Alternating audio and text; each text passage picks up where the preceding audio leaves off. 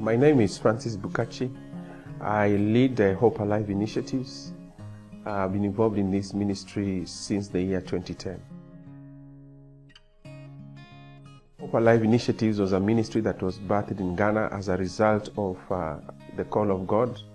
We wanted to go and start training churches in poor communities to be able to reach out in their respective areas. One of the areas we discovered was that every church in the local community is God's footprint from which the Lord can be able to touch lives and bring transformation. At the moment, Hope Alive is involved in 5 countries. Having started in Ghana, we were able to start work in Burkina Faso, in Kenya, in Malawi, and in Zambia. Besides that, we also carry out awareness in churches and partner with different ministry organizations.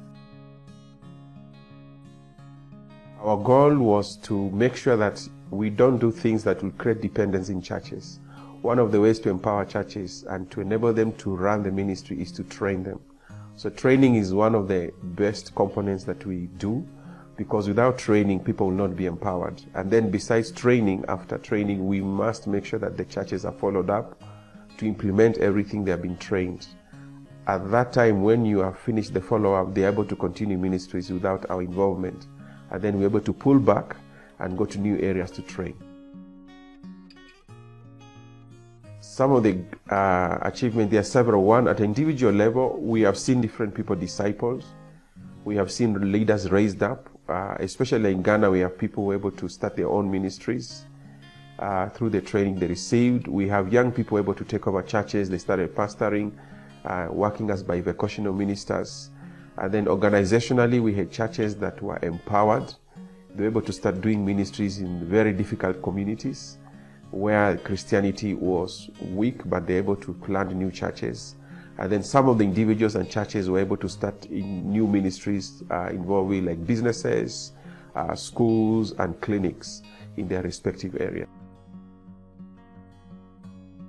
The biggest challenge is training is expensive. So before you engage a community of churches, we have to plan well.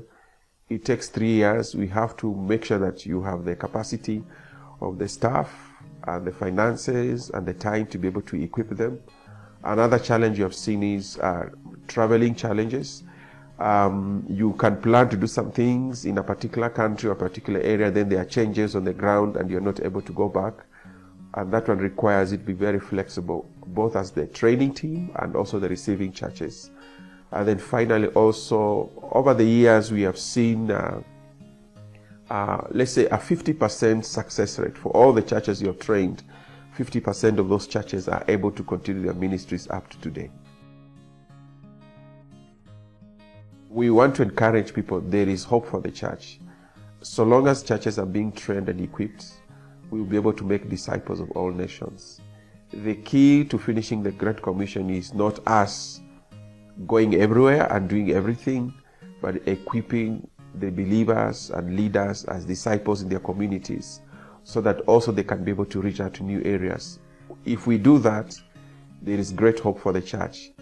I also have come to learn that over the years, many people they are planning, they never include the poor churches in reaching out their communities. We have the bigger churches trying to do everything, or the middle class churches, yet the largest number of churches all over the world in every continent are less than 100 people. These are the churches that need to be trained so that they can bring transformation, evangelize, and make disciples all over the world.